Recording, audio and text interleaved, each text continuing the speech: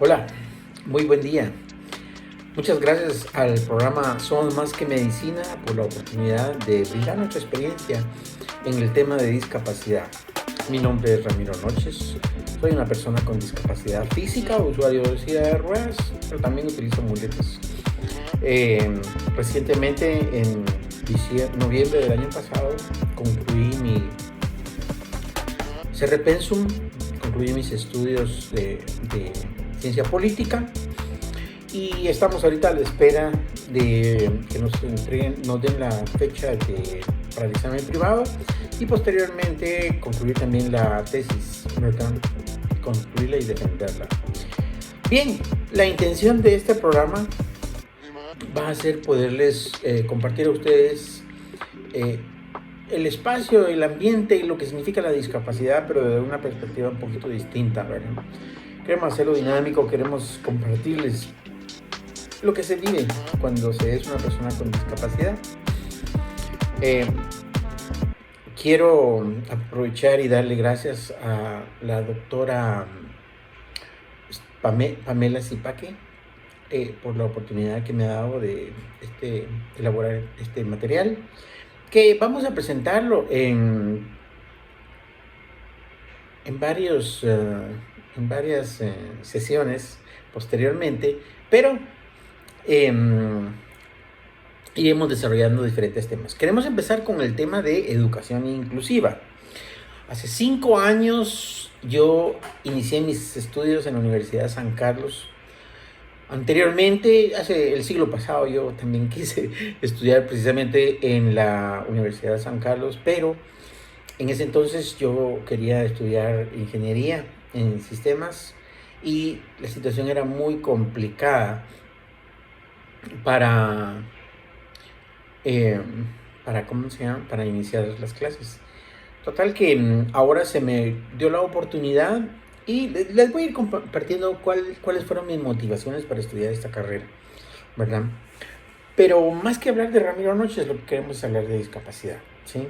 Lo que representa el tema, cómo se ha desarrollado y cómo se va implementando a nivel de la Universidad de San Carlos el tema de la inclusión, de la educación superior inclusiva y los diferentes retos que todavía están pendientes por atender.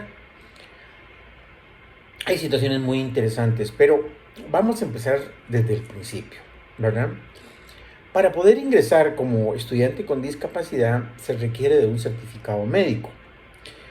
En el caso mío, pues estuve investigando dónde lo podría obtener y esto le había sucedido también a otras personas previo a mi caso, ¿verdad? Estuvimos viendo si podíamos obtener ese certificado, ya sea por el Ministerio de Salud o por el ICS o alguna institución, pero lamentablemente no se logró, ¿verdad? Así que tuve que pagar por ese certificado, me costó 200 quetzales. La situación de las personas con discapacidad en general es de pobreza y pobreza extrema. Entonces, 200 quetzales, pues es una suma respetable y para nosotros, ¿verdad? Poderlo incluir. Entonces, es una de las primeras barreras que encontramos. El segundo aspecto que yo quisiera hacer mención trata de una unidad específica que tiene la universidad, la unidad de bienestar estudiantil, que atiende particularmente a las personas con discapacidad. Si bien esta unidad me ayudó tremendamente y gracias a ella estoy acá, 5 años después con mi carrera concluida, eh, el edificio está en un tercer nivel, o sea, yo no puedo acceder a este espacio. Algo que me sucede en muchísimos espacios y que en mi misma escuela de ciencia política enfrenté. De hecho, yo recuerdo que en una oportunidad yo solicité que se pudieran modificar los baños, porque no tenemos en la Escuela de Ciencia Política baños accesibles, por lo menos no para hombres. Entonces me dijeron que lamentablemente no se podía porque el edificio es patrimonio cultural y entonces que no se podía modificar. Lamento mucho esa decisión porque yo también tengo derecho, yo también soy ser humano. Y lo que me recomendaron es, bueno, vaya al baño de rectoría, ahí sí puede, es un baño accesible para usted, pero no es tan fácil como eso, ¿verdad? Son situaciones complejas, difíciles, y les digo, tuve mucho apoyo. Mi primera experiencia fue con la coordinadora de la carrera, quien finalmente me apoyó, la maestra Kobush. Ella se tomó el trabajo de apoyarme al principio de la carrera y habían dos aulas, pero yo escogí una donde había otro compañero con el que trabajábamos juntos para la misma institución y había otra persona con discapacidad, que luego ya lo conocí. Entonces me quedé ahí con ellos y lo que hacían era que me facilitaban una mesa para que yo pudiera tomar mis clases y esa aula tenía rampa. Entonces eso me facilitaba, ¿verdad? Fue una experiencia muy bonita, fue una experiencia muy agradable poder llevar a cabo esto, porque no sé, creo que hay todavía mucho prejuicio, muchas situaciones que no hemos superado en la Universidad de San Carlos. Pero yo soñaba con ser sancarlista y se concretó mi ilusión, ¿verdad? Tuve muchísimo apoyo de catedráticos y de mis compañeros. Fue fantástico. Tan solo recuerdo una experiencia complicada que tuve con un catedrático de todos con los que recibí clase. Y bueno, le agradezco porque al final él era un excelente catedrático. Pero sí tuvimos una situación porque creo que no hubo una comprensión clara de las dificultades que enfrentamos las personas con discapacidad para acceder a la educación superior. En fin, fue una experiencia muy interesante y sobre todo valiosa, ¿verdad? Logré un promedio muy, pues para mí es muy significativo, ¿verdad? Un 85% es mi promedio, pero la mayoría de mis clases fueron dadas en forma virtual, aunque cuando ya nos pidieron que retornáramos a la presencialidad, yo hubiera preferido continuar con los estudios presenciales, pero la mayoría de mis compañeros optaron porque fuera en forma virtual, porque les facilitaba a varios que vivían inclusive fuera de la ciudad el hecho de las clases virtuales, ¿verdad? Me perdí esa experiencia, aunque sí tuve una temporadita corta de experiencia presencial.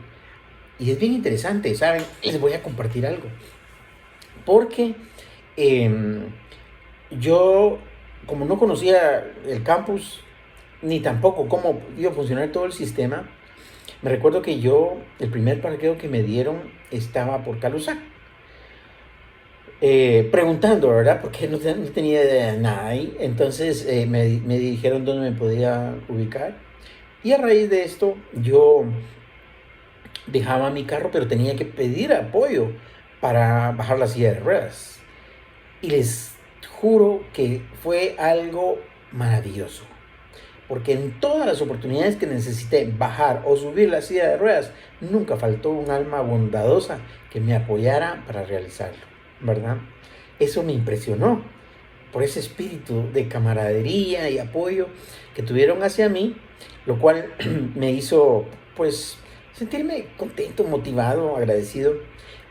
Entonces, al principio, yo me recuerdo que llegaba tipo 4 de la tarde, porque el tráfico se ponía insoportable y los parqueos también se perdían, ¿verdad? Entonces, yo llegaba a las 4 de la tarde, pedía favor, probablemente el señor que lavaba carros o alguien por ahí venía y me bajaba la silla de ruedas.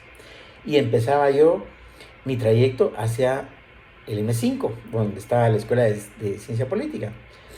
A mí me servía para hacer ejercicio, ¿verdad? Era una actividad muy interesante, muy agradable, ¿verdad?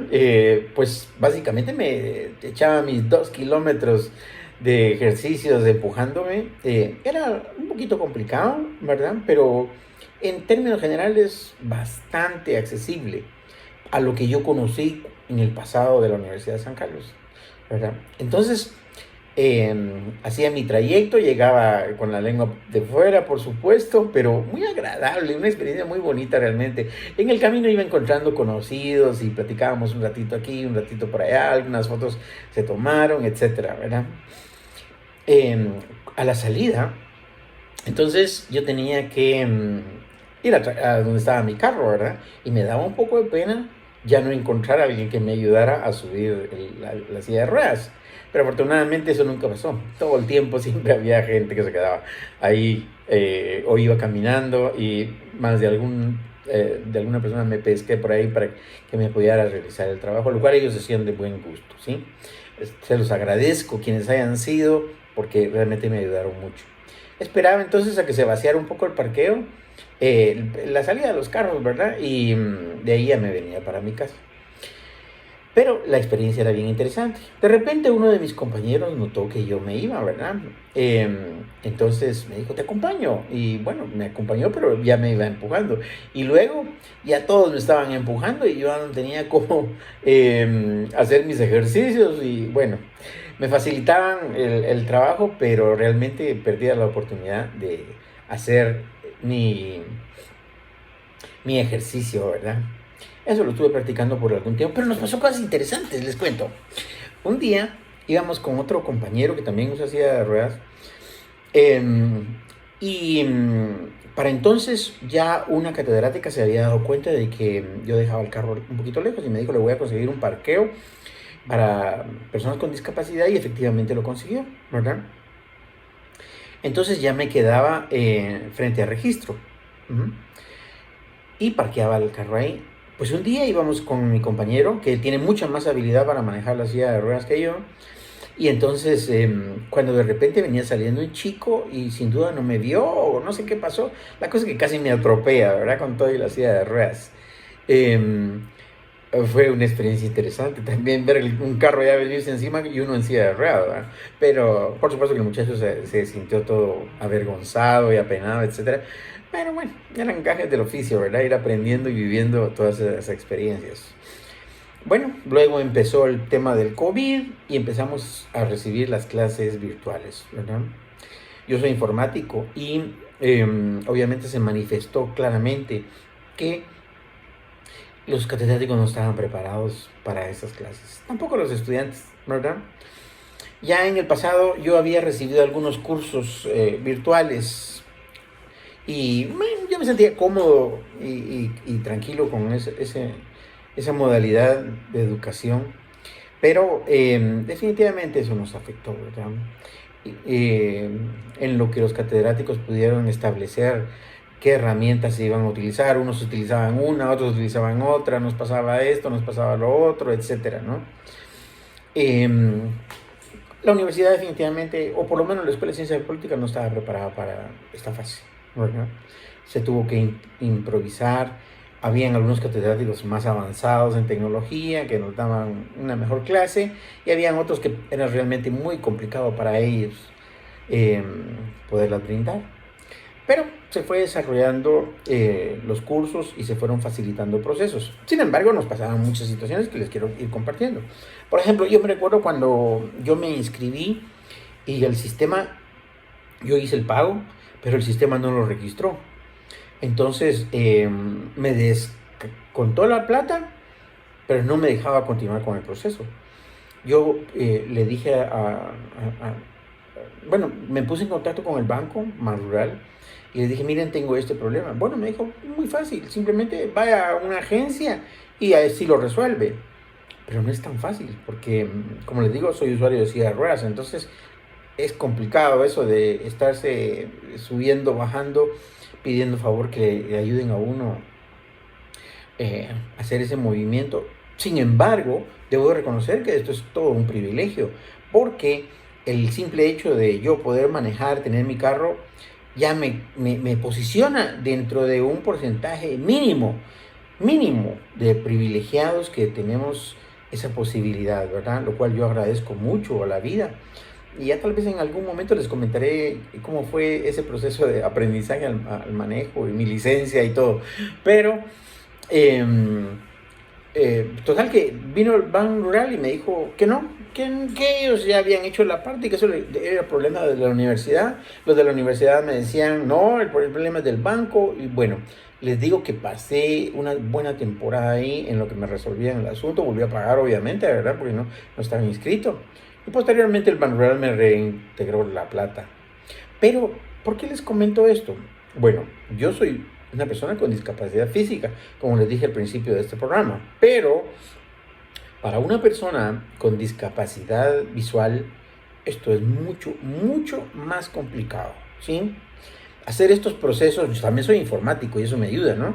Pero cuando una persona con discapacidad visual quiere hacer esos procesos es sumamente complicado, ¿verdad? Es muy difícil y inclusive hemos platicado con compañeros la posibilidad de en algún momento proponerle a Banrural que reevalúen o revisen la aplicación, porque para las personas con discapacidad visual no es accesible. O sea, sí lo pueden utilizar dos o tres, pero para la mayoría es muy difícil para poderlo utilizar, ¿verdad? Bueno, en el caso de la plataforma de la universidad es mucho más complejo porque les falta desarrollo, ¿sí? Por lo menos en la Escuela de Ciencia Política, las aplicaciones que hemos tenido ahí nos han dado problema, ¿verdad? La escuela no ha tenido técnicos informáticos que realmente puedan proveer el mejor servicio. Inclusive hubo un momento donde nos cambiaron la plataforma porque esta no funcionaba, ¿verdad? Pero se dieron cosas bien interesantes. Por ejemplo, algunos catedráticos eran muy empáticos y muy dispuestos a favorecer el proceso. En mi clase habíamos 3 personas con discapacidad. 2 éramos discapacidad física y 1 era discapacidad visual. Entonces, cuando se tiene este tipo de discapacidad, los procesos tienen que ser adecuados. Las metodologías de estudio, de enseñanza deben de ser adecuadas para este caso, ¿verdad? Lo platicamos y la mayoría de catedráticos, pues, fueron empáticos, ¿verdad? Y trataron de apoyar, pero había algunos que no, ¿verdad? Este fue uno de los que yo tuve conflicto, porque él venía y abría la sala y decía, bueno, ya están todos. Entonces, el compañero con discapacidad visual le costaba ingresar a esa aula. Y entonces me escribía, ¿verdad? Y me decía, mira, haceme la campaña, decirle al licenciado que si me puede dar ingreso. Entonces yo venía y le decía, licenciado, aquí el compañero está pidiendo acceso. Y él decía, ¿está abierto? ¿Está abierto? ¿Por qué no entra? Pero no era así, no era tan fácil. Habían ciertas situaciones que se daban que no permitían que mi compañero ingresara al aula virtual. O también había algunas tareas que eran visuales, ¿verdad? Muy visuales, que a él se le dificultaban. Los catedráticos no tenían la metodología adecuada para poder brindar la clase, ¿verdad? Entonces había que apoyarlo, ¿verdad? De una manera adicional, extra, lo cual implicaba desafíos y problemas. Porque el catedrático que les mencionaba al principio, él, por ejemplo, venía y los exámenes los ponía en su celular y luego agarraba el celular y lo ponía frente a la cámara, ¿verdad? Y bueno, ahí está el examen, son 5 preguntas bien sencillas, las escriben, me las envían a mi correo, esta es mi dirección y envío.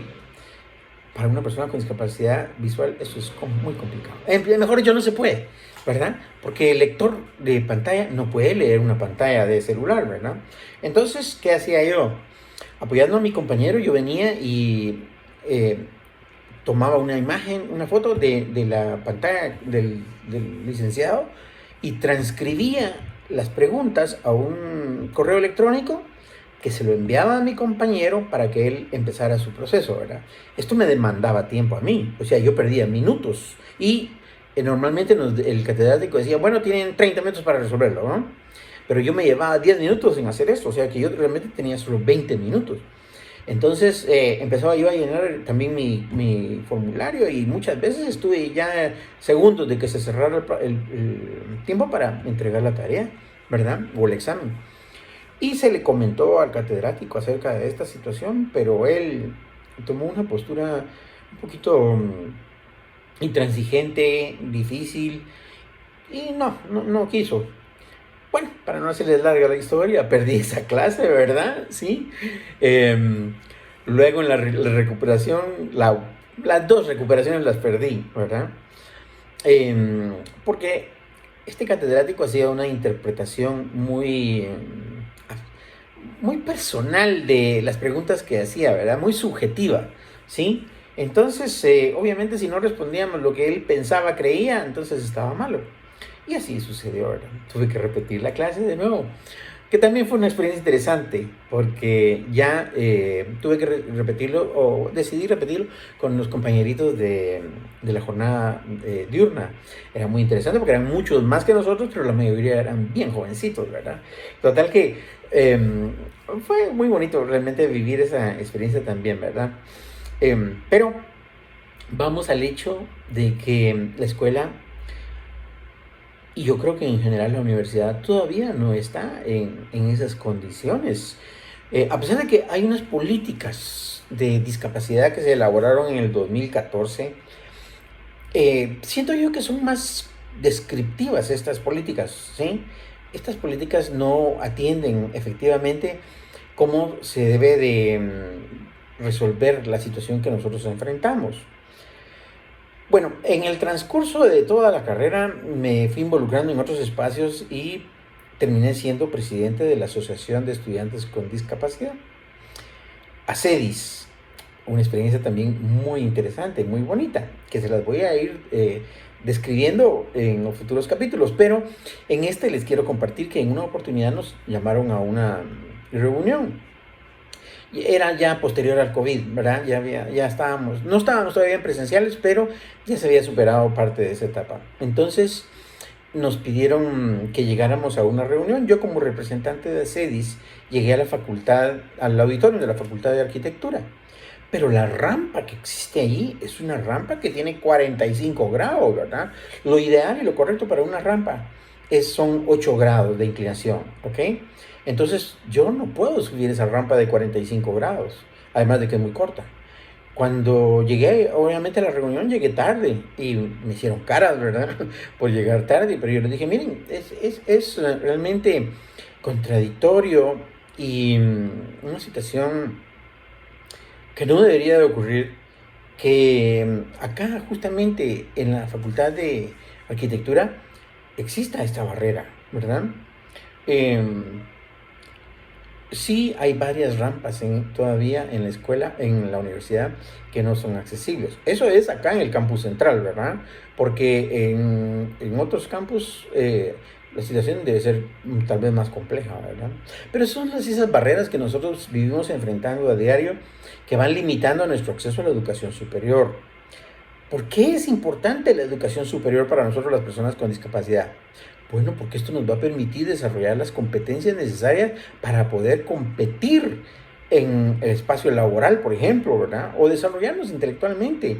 O sea, muchas situaciones se dan, pero necesitamos adaptaciones, necesitamos comprensión, necesitamos que nos faciliten ciertos hechos para que nosotros podamos efectivamente llevar a cabo, lograr nuestra educación superior, ¿verdad? Aparte de eso, pues habían otras condiciones que creo yo que valdría la pena que vayamos explorando y conociendo, ¿verdad? Por ejemplo, cuando una persona tiene la discapacidad auditiva, eso se requiere de un intérprete. Algunas excepciones hay de personas que logran leer los labios, pero la mayoría no. Entonces necesitan un intérprete. Eso todavía no existe, ¿sí? En la universidad hay renuencia o dificultad para asignar presupuesto para resolver estos temas.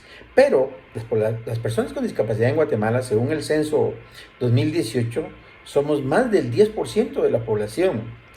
Quiere decir que habemos muchos que realmente necesitamos y estamos interesados en lograr esa educación, pero que las condiciones de Guatemala no son adecuadas, y menos las que se dan dentro de la Universidad de San Carlos.